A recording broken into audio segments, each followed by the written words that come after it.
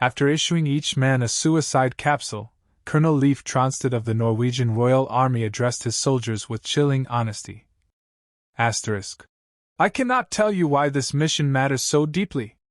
But if you succeed, Norway will remember it for 100 years.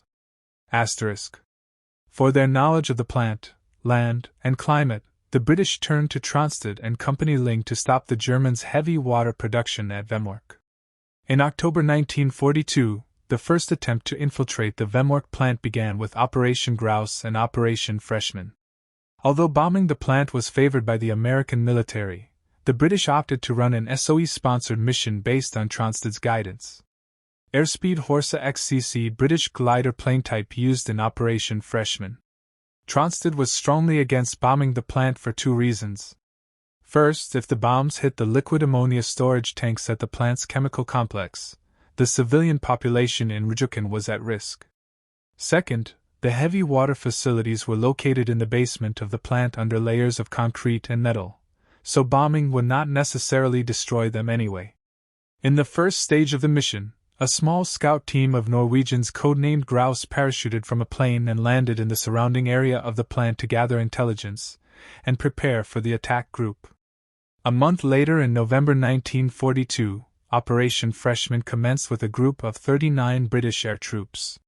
Carried by two military gliders, these soldiers were supposed to land near the plant under the guidance of the Grouse group and then attack the plant. A combination of bad weather and communication issues, however, prevented the mission from proceeding as planned. One of the gliders crashed into a mountain and the other crash-landed far away from the targeted landing site. All of the men in the glider that hit the mountain died from the crash. While some of the soldiers on the second glider died in the crash, the others were executed by the Gestapo, who were acting on Hitler's recently issued commando order. Although they found a map that identified Vemork as the British target, the Germans were not able to find and capture the Grouse group, who were still in the area. Remaining in the wilderness with their limited supplies, the Grouse group was forced to live off the land and hunt wild reindeer. The group, renamed Swallow, proved to be integral in the second mission to raid Vemork, Operation Gunnerside. The commandos already understood the risks. A previous attempt at the same mission, carried out by British forces, had ended in disaster. Two gliders carrying the troops crashed before reaching their target. The survivors were captured by German forces, tortured, and executed. The Norwegians knew that if they were caught, they would face the same fate, hence the pills. On February 28, the world marks the anniversary of Operation Gunnerside, the daring Norwegian sabotage mission against Nazi Germany's heavy water facility at Vemork. Though fewer than 100 years have passed, the operation's legacy remains powerful. Immortalized in films, books, and documentaries, the winter raid on the Vemork chemical plant in occupied Norway stands as one of the most critical and dramatic covert operations of World War II. Its impact went far beyond sabotage.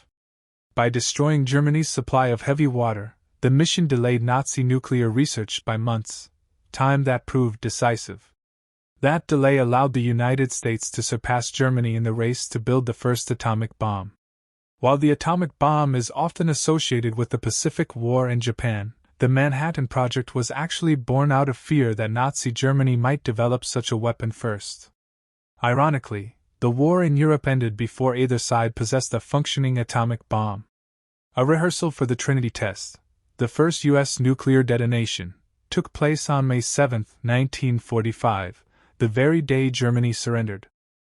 The American bomb came too late to be used against Germany. But had the Nazis succeeded even a few months earlier, the course of the war in Europe could have been radically altered. The setback inflicted by the Norwegian saboteurs may well have prevented that outcome. Colonel Tronstad, himself a chemistry professor before the war, told his men only what they needed to know. The Vemork plant produced heavy water, a substance vital to German weapons research. The soldiers had no knowledge of atomic bombs or nuclear physics, and at the time, either did most of the world.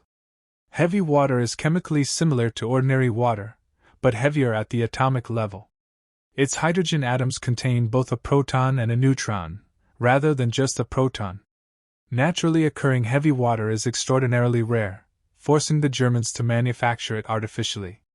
Though indistinguishable in everyday use, heavy water plays a crucial role in nuclear reactions by slowing neutrons, making uranium fission more efficient. Germany's nuclear strategy depended on this process. The Americans, by contrast, chose a different path, using enriched uranium and graphite instead of heavy water. This difference proved decisive. Heavy water's rarity became the Achilles heel of the German nuclear program.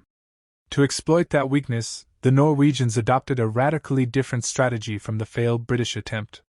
Instead of gliders and direct assault, a small team of elite skiers parachuted into the frozen wilderness surrounding the plant. Lightly armed and relying on stealth, they skied across snow-covered terrain, avoiding detection. 6 men joined 4 others already in the area, along with a local resistance spy. Harsh weather delayed them, but once conditions improved, they advanced quickly. The Vemork plant sat high on a cliff, protected by a deep ravine and a heavily guarded bridge. Rather than crossing it, the team descended into the ravine under cover of darkness, crossed a frozen river, and climbed the steep cliffs, an approach the Germans believed impossible. Using detailed maps provided by the Norwegian resistance, the commandos slipped past guards, entered the heavy water production room, planted timed explosives, and vanished. The explosion destroyed the facility's critical components. Not a single shot was fired. No lives were lost. The team escaped by skiing eastward in small groups toward neutral Sweden, eventually returning to their units in Britain. Although the Germans later rebuilt the plant, Allied bombing failed to fully halt production. But it no longer mattered. The damage was done. Germany's nuclear ambitions had been delayed beyond recovery. Today, heavy water is rarely discussed. Nuclear technology has moved on. But for a brief moment in history, it was one of the most dangerous substances on Earth, and brave Norwegian and British soldiers risked everything to ensure it would never change the outcome of the war.